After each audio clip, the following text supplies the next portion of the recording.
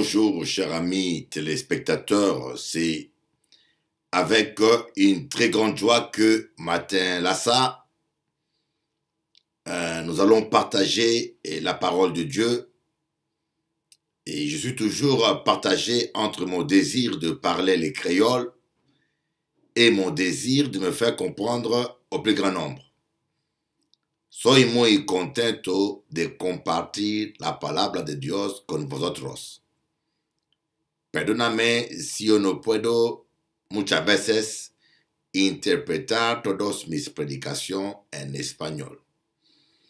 Pero yo voy a intentar si yo no olvidero. I'm very happy to preach, to share with you the word of God.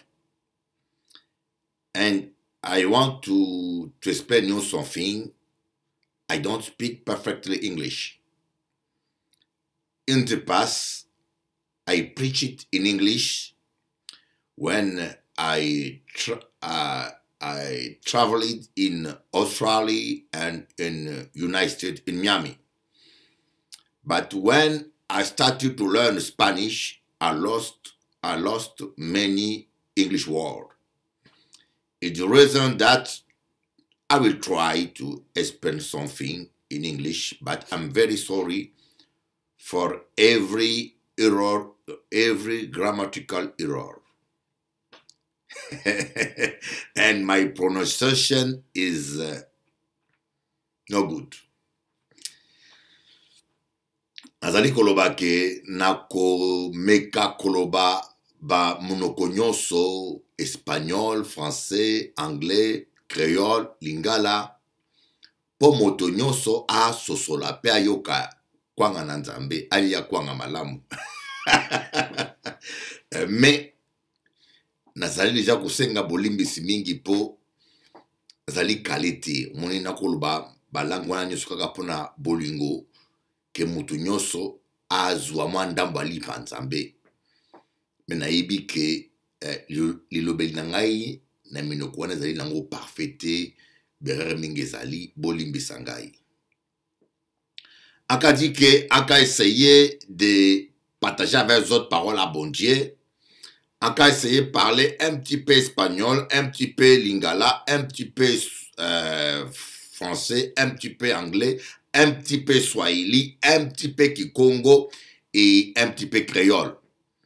Mais j'ai averti les autres que moi pas parfait et moi pas aka essayer non moi pas spécialiste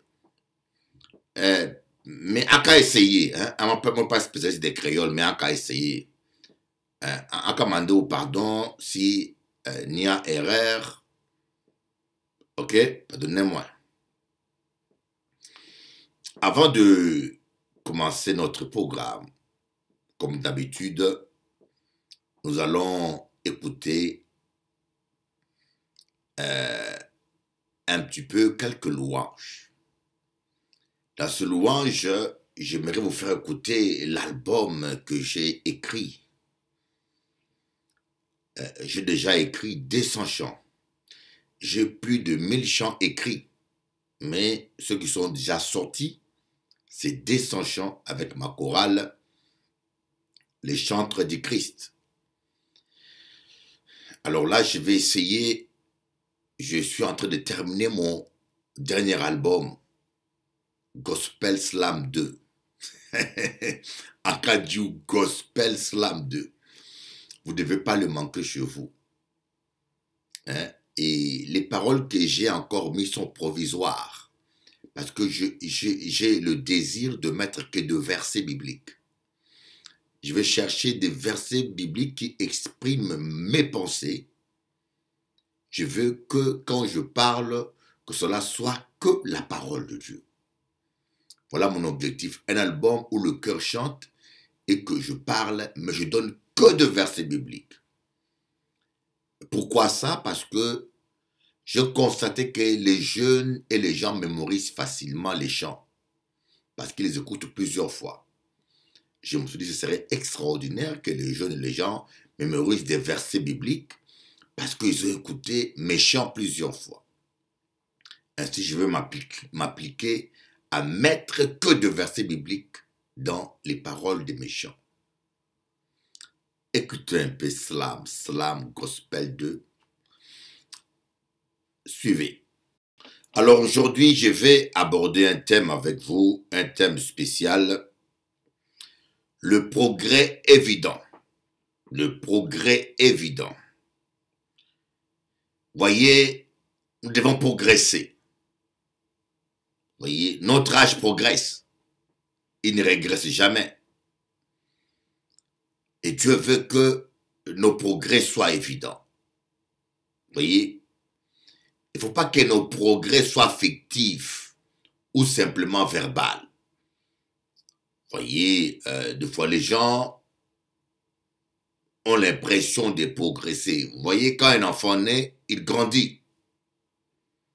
Il grandit ici, à 5 ans, il était à l'école primaire. À 19 ans, ou à 18 ans, ou à 17 ans, il prépare son bac. Donc son progrès est évident.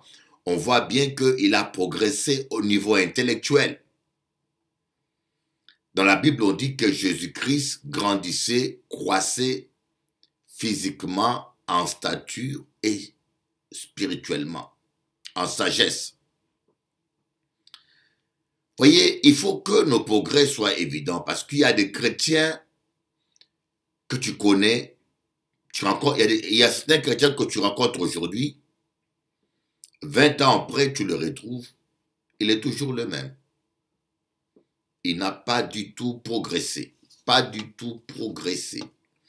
On va voir un petit peu les 4 types de progrès. Le progrès apparent, le faux progrès, le progrès trompeur et le progrès évident, le progrès authentique. Pour cela, on va lire un peu quelques versets sur lesquels on va s'appuyer. 1 Timothée, chapitre 2, à partir du verset 15. Cependant, elle sera sauvée à travers sa descendance si elle persévère avec simplicité dans la foi, l'amour et la progression dans la sainteté. 1 Timothée 4, verset 15. Occupe-toi de ces choses, donne-toi tout entier à elles, afin que tes progrès soient évidents pour tous. Hébreux 12, verset 14. Recherchez la paix avec tous et la progression dans la sainteté. Sans elle, personne ne verra le Seigneur. Apocalypse 22, verset 11. Que celui qui est injuste commette encore des injustices, et que celui qui est sale se salisse encore, mais que le juste pratique encore la justice, et que celui qui est saint progresse encore dans la sainteté.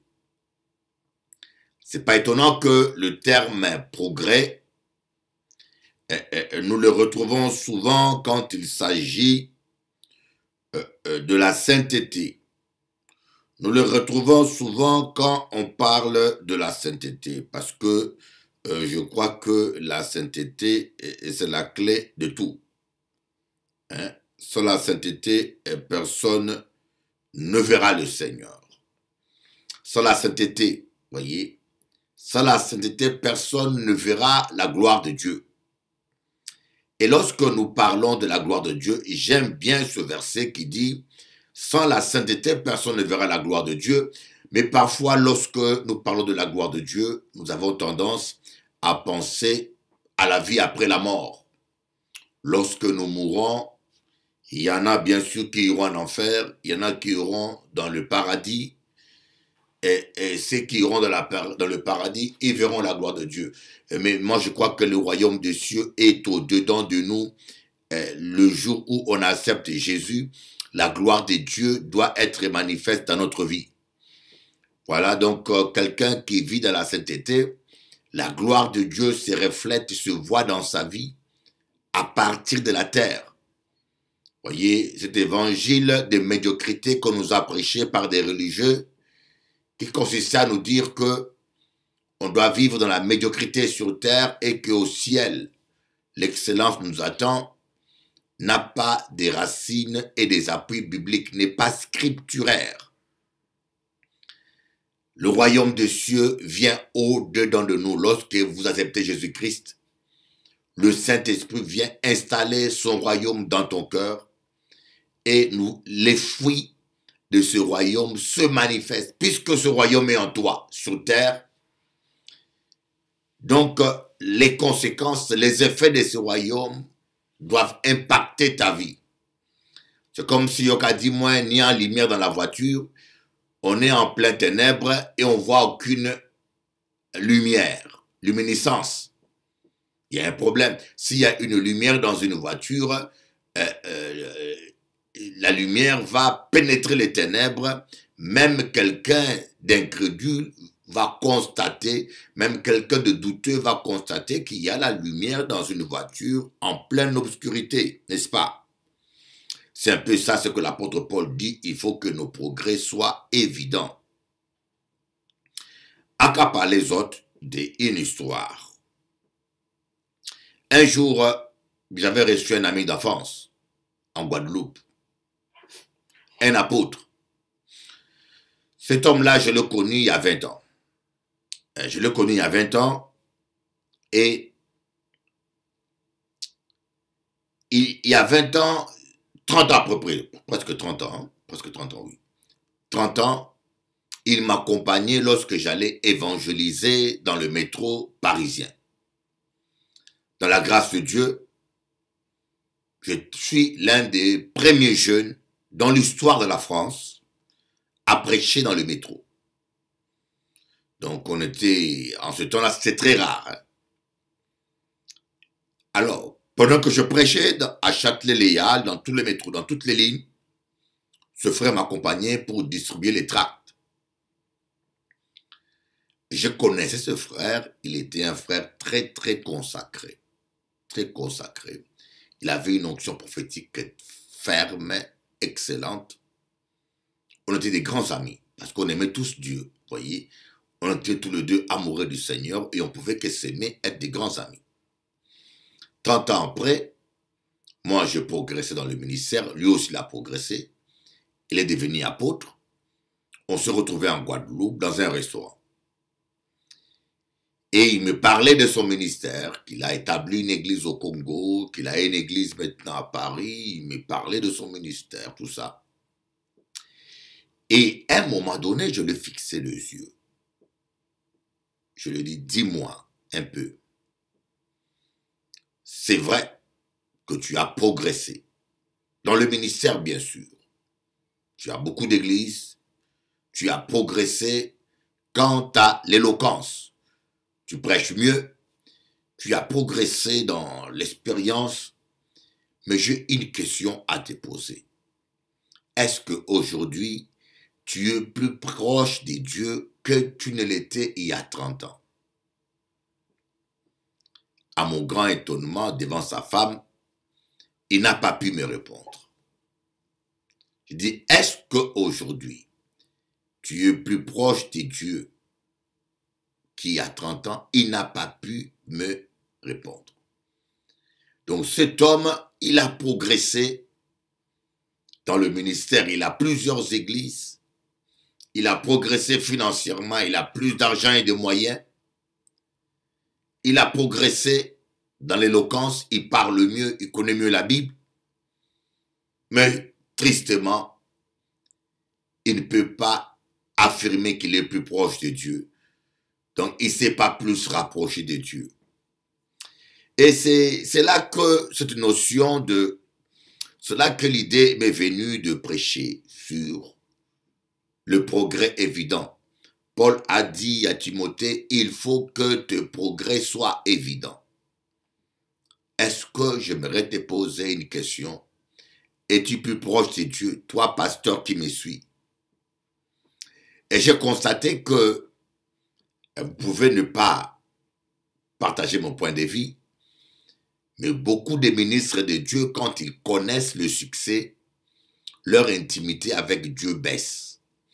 Beaucoup de ministres de Dieu, beaucoup de pasteurs, des apôtres, quand ils connaissent le succès, quand ils se rapprochent de Dieu, de succès, quand ils ont plus la gloire, leur intimité, leur vie de sainteté baisse. Et c'est ce que voulait dire Jésus. Faites attention que votre charité soit refroidie par le manger et le boire, que votre cœur soit apaisanti. Le terme exact, c'est apaisanti. Faites attention que votre cœur soit apaisanti par le manger et le boire. C'est un terme qui veut tout dire, mais des fois, moi, quand je lis ce passage, je dis, mais Seigneur, qu'est-ce que tu veux dire par apaisanti? Qu'est-ce que tu veux dire par apaisanti? Faites attention que votre cœur soit apaisanti. Du Seigneur, qu'est-ce que tu veux dire par le mot apaisanti? Voilà la question que je me suis posée. Et je me suis rendu compte que il y a une relation entre l'estomac et notre cœur. Une relation indirecte. L'estomac n'a aucune connexion ou connectivité avec le cœur. Mais lorsque quelqu'un mange trop, lorsque quelqu'un a tout ce qu'il veut, lorsque quelqu'un vit dans le luxe, dans les grands moyens, il a tendance à moins prier. Il a tendance à moins jeûner. C'est plus facile aux pauvres de jeûner qu'aux riches. Celui qui n'a pas à manger, il jeûne même sans le vouloir. Et vous savez que le jeûne est un exercice spirituel très important parce que le jeûne nous rapproche de Dieu et surtout le jeûne muscle notre volonté. Par le jeûne, on apprend à dominer nos appétits charnels. On arrive à dominer nos appétits gastronomiques. Quelqu'un qui est fort dans le jeûne peut facilement dominer ses appétits gastronomiques et ses appétits sexuels. C'est pareil. Celui qui ne sait pas dominer son ventre ne pourra pas dominer son bas-ventre. Donc, Jésus-Christ va dire cela. Faites attention que votre corps ne soit apaisanti par le manger et le boire. C'est la raison même pour laquelle l'apôtre Paul dit « Je traite durement mon corps pour ne pas être disqualifié après avoir prêché aux autres. » L'apôtre Paul dit « Je traite durement mon corps pour ne pas être disqualifié après avoir prêché aux autres. » Donc, je vous donnerai encore un autre exemple de quelqu'un que j'ai connu il y a 30 ans aussi. C'est un homme qui était un diacre que je connais. Mais c'était un homme qui était quelqu'un qui aimait la médisance et la calomnie. C'était un homme qui était toujours en train de critiquer, de calomnier, de critiquer, de parler mal des gens. Il a toujours été comme ça. Mais c'est une maladie qu'il avait. 30 ans après, je le retrouve. Je constate qu'il s'est marié, il a progressé familialement, il a des enfants. J'observe et je constate qu'il a progressé. En ce qui concerne le ministère, il a une église. Il a progressé dans les dons spirituels, il a plus d'onction. Mais sa maladie de la langue n'a pas changé. Il est toujours médisant et calomniateur. Vous voyez, on peut progresser à l'apparence. Remarquez bien que le terme progrès, comme nous l'avons vu dans la Bible, est a toujours lien à la sainteté. Lorsque l'apôtre Paul parle de progresser, il dit progresser dans la sainteté. Même Jésus dans Apocalypse 22, il dit progresser dans la sainteté. Progresser, le progrès évident, c'est quelqu'un qui progresse dans la sainteté. Tu peux progresser dans l'éloquence. Je vous donnerai un exemple. Il y a des gens que vous voyez grandir vite. Je connais une fille, quand vous la voyez, vous la donnez 20 ans, 24 ans, mais elle n'avait que 16 ans, 13 ans. Mais quand vous la voyez physiquement, elle faisait femme. Elle faisait 19 ans, 20 ans. Mais lorsqu'elle se mettait à parler, c'est là que vous allez vous rendre compte que vous avez affaire à un enfant. Parce qu'elle n'a pas grandi beaucoup dans la sagesse. Elle avait le corps de femme de 20 ans, 22 ans, mais elle avait l'intelligence et la sagesse de fille de 13 ans. Je ne sais pas si vous arrivez à comprendre de quoi je suis en train de parler. Le Seigneur veut que vous progressez à tous égards. Nous allons voir maintenant le différents types de progrès que je répertoriais. Le progrès apparent. Le progrès apparent, c'est du progrès qui concerne que l'apparence. C'est comme un loup vêtu d'un manteau de brebis. Il va apparaître comme un brebis, mais au fond, c'est toujours un loup. Nous avons des gens qui paraissent spirituels, qui paraissent progresser. C'est comme un arbre qui grandit, qui pousse et qui a de belles feuilles, mais dont les fruits ne correspondent pas. Et les arbres comme ça, hein. Vous voyez un arbre pousser, il est grand, mais quand vous regardez les fruits qu'il donne, ils ne sont pas bons. Il y a beaucoup de gens que nous voyons progresser seulement dans les œuvres.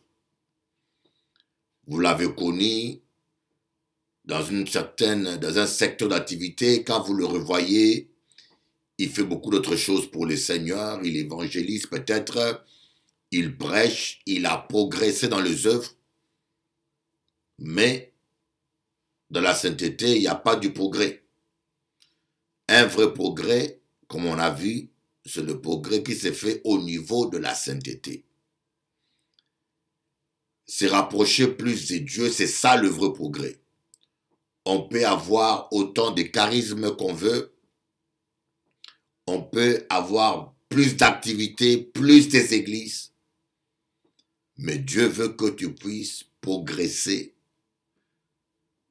dans son amour. Voyez, Jésus a dit, tu n'es ni chaud ni froid, je te vomirai de ma bouche. Ce que je contre toi, tu as abandonné ton premier amour. Est-ce que tu aimes toujours le Seigneur plus que tu ne l'aimais hier? C'est ça le problème. Quelqu'un m'a dit, les rétrogrades, ce n'est pas ceux qui ont reculé. C'est vrai. Les rétrogrades, c'est ceux qui n'avancent pas. Parce que l'Esprit de Dieu, lui, il avance toujours. Ça dépend de votre repère. Si votre repère, c'est vous-même, quand vous stagnez, vous n'êtes pas rétrograde. Mais si votre repère, c'est l'Esprit de Dieu, quand vous stagnez, vous devenez rétrograde. Parce que le Saint-Esprit, lui, il avance toujours. Et on est obligé à avancer avec lui pour ne pas être des rétrogrades. Les faux progrès, deuxièmement, nous voyons des faux progrès. Des progrès qui paraissent comme tels. Voyez, vous avez des gens que vous pensez proches de Dieu parce qu'ils prient beaucoup, parce qu'ils paraissent plus consacrés. Mais parfois, ce sont des faux progrès parce que le cœur n'a pas changé. C'est comme ce diacre que j'ai rencontré. Il paraît plus consacré, il prie toujours, il paraît plus sérieux, mais dès qu'il ouvre la bouche, c'est pour parler du mal des gens. Donc son cœur est encore méchant, parce que la Bible dit que c'est de l'abondance de la bouche, c'est l'abondance du cœur que la bouche parle. Des progrès trompeurs. Ici, il s'agit de gens qui sont sincères. Des gens qui sont sincères.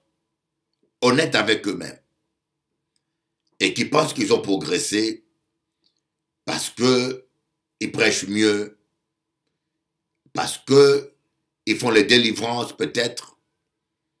Certaines personnes même, dès qu'ils se mettent à prophétiser, ils ont l'impression d'avoir atteint un but. Mais nous oublions deux fois que les dons spirituels, ce sont des faveurs imméritées. Nous ne méritons pas, ce sont des faveurs imméritées. Dieu, dans sa souveraineté, décide de donner un don spirituel à quelqu'un, non parce qu'il est mieux ou parce qu'il est saint, mais parce qu'il lui fait une faveur imméritée. C'est comme Saül. Saül a prophétisé. Et l'erreur que nous faisons, nous prenons les dons spirituels comme des références. Et surtout les chrétiens. Les chrétiens, dès qu'ils voient un homme de Dieu utilisé puissamment, ils le prennent comme référence. Quelqu'un peut guérir les malades. Quelqu'un peut prophétiser. Quelqu'un peut faire des miracles et être désagréable à Dieu. Et dites-vous que la manifestation du Saint-Esprit, c'est toujours pour confirmer la parole. Lorsque quelqu'un proclame la parole de Dieu, le Saint-Esprit vient confirmer cette parole dans la vie de ceux qui ont foi à cette parole. Le Saint-Esprit ne vient pas confirmer la sainteté d'une personne. Ainsi, Jésus-Christ va dire, beaucoup en ces temps diront, n'avons-nous pas chassé les démons en ton nom? N'avons-nous pas guéri des malades en ton nom? Je leur dirai, retirez-vous de moi, vous qui commettez l'iniquité.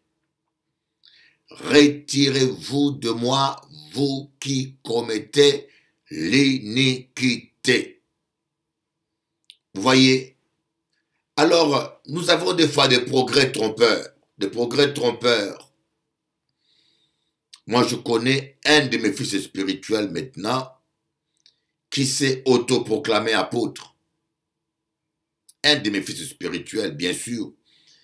Il est parti parce qu'il n'a pas supporté ma rigueur et mon enseignement sur la sainteté. Il est parti. Il a divorcé. Il s'est remarié avec une autre chrétienne. Il est apôtre, il prêche partout, on voit les affiches partout, mais il n'a pas progressé quant à la sainteté. Maintenant, il est un bon orateur, il fait des conventions, il a progressé dans les dons spirituels, mais il est toujours impudique. Vous voyez, ça, c'est des progrès trompeurs. On se trompe. Et des fois, certaines personnes pensent que puisque Dieu m'utilise, donc Dieu m'approuve, donc Dieu me comprend. Ils se trompent. Je vous dis, il y a beaucoup de gens qui pensent que parce que j'ai une grande église et que les gens viennent, donc Dieu est d'accord avec moi. J'ai rencontré un pasteur qui a beaucoup du monde dans son église, mais il ne craint pas Dieu. Mes amis, nous devons craindre Dieu. Nous devons craindre Dieu. Nous devons nous rapprocher de Dieu. Et lorsque vous vous rapprochez de Dieu, croyez-moi, votre progrès sera évident. Les signes de la sainteté sont évidents. J'aimerais vous donner un exemple.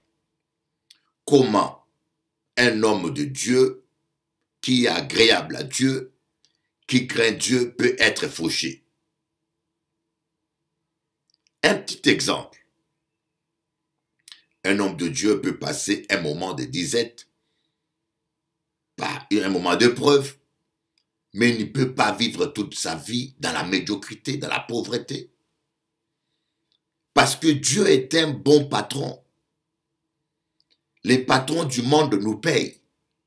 Comment est-ce que tu veux me faire croire que tu es un serviteur de Dieu, qui craint Dieu, et que tu es mal payé par Dieu, il y a un problème. Et lorsque nous lisons la parole de Dieu, nous allons constater que lorsque Dieu parle de son serviteur, par exemple dans Ésaïe, hein, Dieu dit, voici mon serviteur, il prospérera. Dieu lui-même dit, voici mon serviteur, il prospérera. Il sera très haut élevé. Il sera distingué. Voyez, quelqu'un qui est agréable à Dieu, son progrès aussi spirituel, lorsqu'il progresse vraiment dans la sainteté, les effets de ce progrès vont se refléter, se manifester même dans ses finances.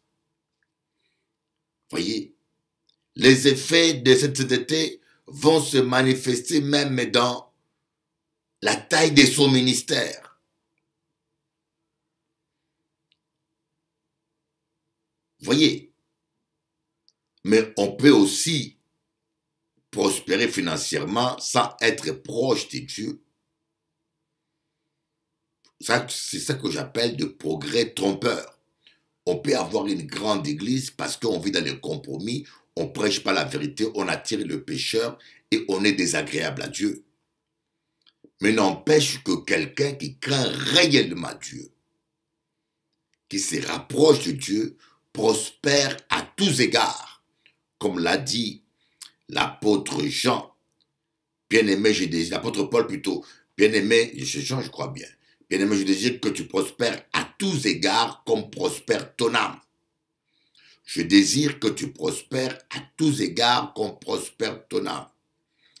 Mon ami, Dieu désire que tu prospères dans ta santé, que ta santé puisse progresser, que tes finances puissent progresser, ton église puisse progresser, ton ministère puisse progresser, que tout en toi puisse progresser. Comme dit la parole de Dieu, la lumière du juste est comme l'éclat du soleil levant qui va croissant jusqu'en plein midi. La lumière du juste est comme l'éclat du soleil qui est croissant. Alléluia. Merci Seigneur. Dieu veut que nos progrès soient évidents. Dieu veut que tu progresses en toutes choses. Alors, nous allons continuer. Enseignement, nous. Alors, il y a une question qui me vient souvent. Pourquoi tant de personnes tournent en rond dans la vie chrétienne? Je ne sais pas si cela ne vous est pas arrivé de vous poser la question pourquoi il y a des gens qui ne progressent pas réellement, qui n'arrivent pas à progresser. Alors, en préparant cet enseignement et en méditant ce sujet, j'ai eu la réponse. L'une des raisons pour laquelle beaucoup de gens ne progressent pas spirituellement, ne grandissent pas parfois, c'est parce que beaucoup de personnes se trompent des priorités. Il y a des gens pour qui, je dis, se trompent de priorités et ils se trompent des notions du progrès. Il y a des gens pour qui progresser, c'est avoir plus de puissance. Là, c'est des ministres. Vous voyez, quand je prêche, je parle beaucoup de pasteurs, de ministres, parce que j'ai une onction apostolique.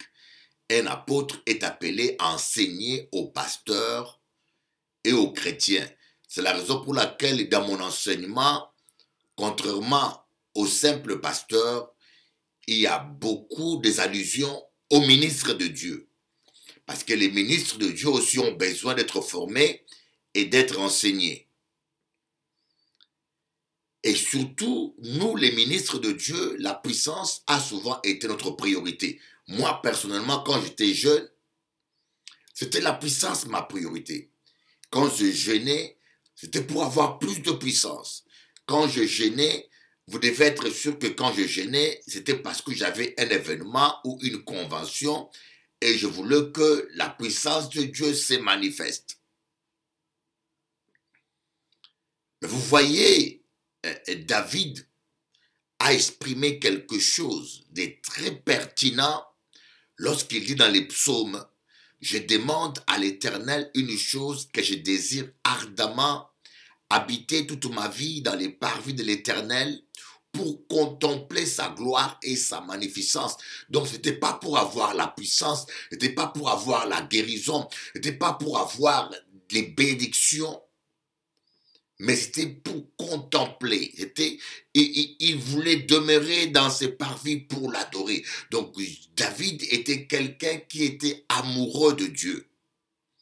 Et lorsqu'on est amoureux de Dieu, croyez-moi, vous allez désirer de vous rapprocher de lui. Vous rapprocher de Dieu deviendra votre priorité. Contrairement à ce que aujourd'hui les gens font. Les gens prient et jeûnent pour avoir du succès. Comme on dit, il y en a qui servent Dieu par rivalité, d'autres pour une vaine gloire. Vaine gloire. Ils veulent avoir la puissance, ils veulent avoir le don spirituel, ils veulent prophétiser, ils veulent tout ça pour être accepté par des gens, par une communauté, par une église. Tout ça, c'est pour être admiré et apprécié. Je ne compte pas le nombre de chrétiens qui demandent le don de guérison, mais qui n'ont jamais le temps pour visiter un malade, qui n'ont jamais le temps ni la compassion pour les malades. Mais pourquoi veulent-ils avoir les dons de guérison? Tout ça, c'est pour une vaine gloire. Parce qu'il sait que lorsque vous avez un don de guérison, automatiquement, vous devenez important, automatiquement, vous devenez un centre d'intérêt et tous les gens qui sont malades vont se tourner vers vous. Donc, on se trompe de priorité. Nous voyons par exemple Samson. Il a progressé en force. Il était très fort. Il pouvait soulever le portail d'une ville.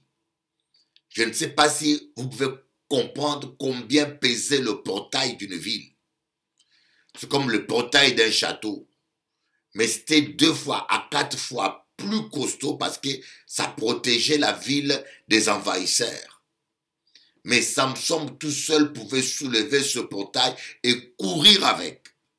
Un jour, Samson s'était déguisé, il est rentré dans la ville des Philistins. Lorsqu'on l'a reconnu, il a pris la fuite.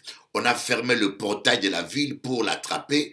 Il a soulevé le portail de la ville et il a pris la fuite avec le portail. Voyez quelle énorme force il avait. Mais côté convoitise, il avait une faiblesse envers les femmes. Faiblesse envers les femmes. Il aimait trop les femmes. Il pouvait soulever le portail d'une ville, mais pour devant une jupe, il ne pouvait pas s'arrêter. Et cela l'a amené à sa perte. Vous savez, il y a des chrétiens comme ça. Il y a des jeunes dans le ministère qui veulent prêcher. Des gens qui veulent prêcher la parole. J'en connais tellement même qui critiquent des pasteurs, qui critiquent les autres serviteurs. Parce qu'ils pensent qu'ils connaissent mieux, parce qu'ils pensent qu'ils peuvent faire mieux. Combien de gens aujourd'hui qui pensent que le progrès, c'est le titre. Avoir un grand titre, c'est être grand.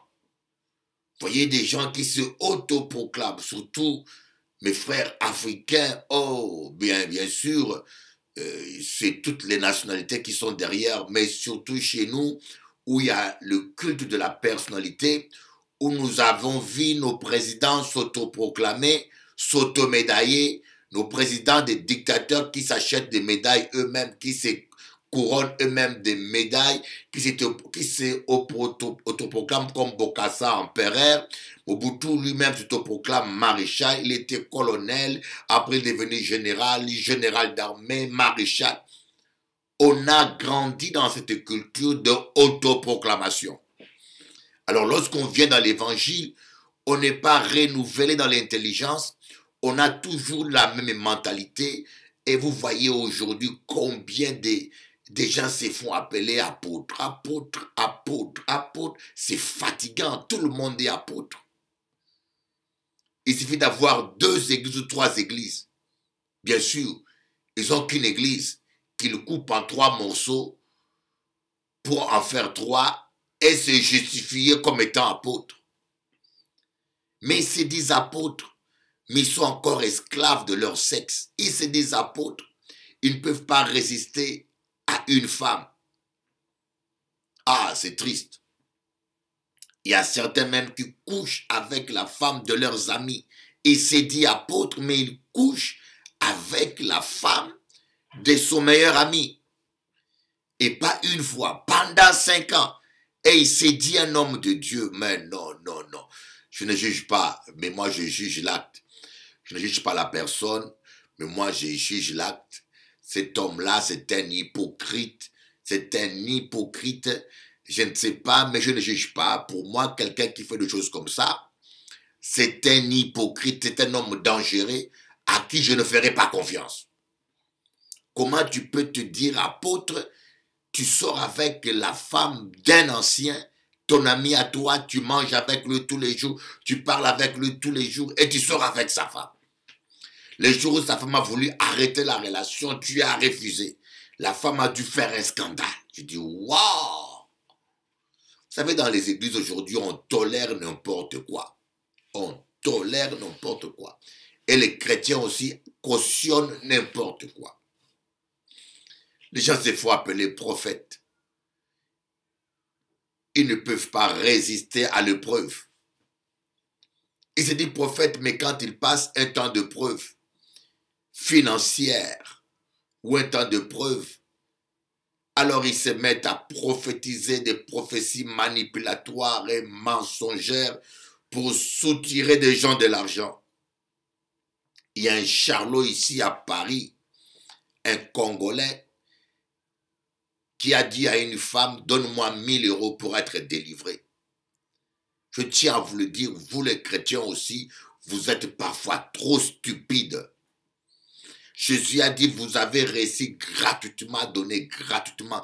Quand un soi-disant pasteur ou prophète vous dit, donnez-moi de l'argent donnez-moi de l'argent, 1000 €, 2000 €. Ce n'est pas biblique. Un homme de Dieu te dira peut-être, donne ce que tu peux. L'offrande, donne ce que tu peux, sans contrainte. Mais quand il y a des soi-disant hommes de Dieu, prophètes, qui vous manipulent pour être délivré, donne 1000 €. Pour être délivré, donne 3000 €. Je connais un charlatan en Martinique, un pasteur martiniquais, qui a dit à un couple, pour avoir un bébé, donnez-moi 3000 €, donnez-moi une offrande. Mon Dieu. C'est triste. C'est triste. C'est triste. Le moins qu'a dit que c'est triste, c'est vraiment triste. C'est triste de voir des gens se me conduire comme ça. Parce que nous progressons. C'est comme Salomon. Salomon a progressé dans la richesse. Il a eu beaucoup d'argent. Il a eu beaucoup de femmes. Mais il s'est égaré. Voilà pourquoi la Bible dit, à quoi servira-t-il à un homme de gagner le monde entier et de perdre son âme au dernier jour. Et l'apôtre Paul nous dit dans Corinthiens, la priorité pour un enfant de Dieu, c'est l'amour. Il dit à la fois l'espérance, mais le plus grand, c'est l'amour. Il y a à la fois l'espérance, mais le plus grand, c'est l'amour. Le plus grand, la chose que nous devons chercher en premier lieu dans nos vies, c'est l'amour. Et quand je dis l'amour, c'est la sainteté. L'amour et la sainteté marchent de pair. celui qui m'aime, celui qui a l'amour, celui qui m'aime, garde mes commandements. Celui qui m'aime vit dans la... Autrement dit, celui qui m'aime garde mes commandements. Conjugué autrement, ça veut dire celui qui a l'amour de Dieu vit dans la sainteté. Aimer Dieu, c'est lui plaire. Aimer Dieu, c'est le respecter. Aimer Dieu, c'est la sainteté. Si vous pratiquez l'amour, vous allez vivre naturellement dans la sainteté. Parce que tout ce qui est péché a un lien avec la méchanceté. Tout ce qui est péché est méchant. Tout ce qui est amour est dans la sainteté. Vous comprenez ce que j'aimerais vous dire? Alors des fois, on se trompe de priorité. On cherche la puissance, on cherche une grande foi, on cherche à avoir un grand ministère, les gens se autoproclament, on cherche la bénédiction, on cherche l'argent, on donne comme priorité la croissance d'une église. Tu peux avoir la plus grande église au monde et perdre ton âme. Je connais un noir américain qui avait une église de plus de 20 000 membres à Atlanta, je crois bien. Il est mort de sida. Il est mort de sida, il est mort malheureux. Mais il avait une église de 20 000 membres et il draguait des hommes. Ça ne veut rien dire. Écoute bien mon ami, tout est vanité de vanité sans Jésus. Tout est vanité de vanité sans Jésus. Tu as besoin de Jésus. Tu as besoin de Jésus. Il faut que tu crucifies ta chair. Il faut que tu crucifies ta chair. La guérison viendra. La délivrance viendra. La prospérité viendra. Le succès viendra. Mais cherche d'abord la sainteté. Cherche d'abord la sainteté. Cherche d'abord la sainteté. Voilà un peu ce que je voulais partager avec vous aujourd'hui. Que Dieu vous bénisse et qu'il réalise tous vos rêves. Soyez bénis.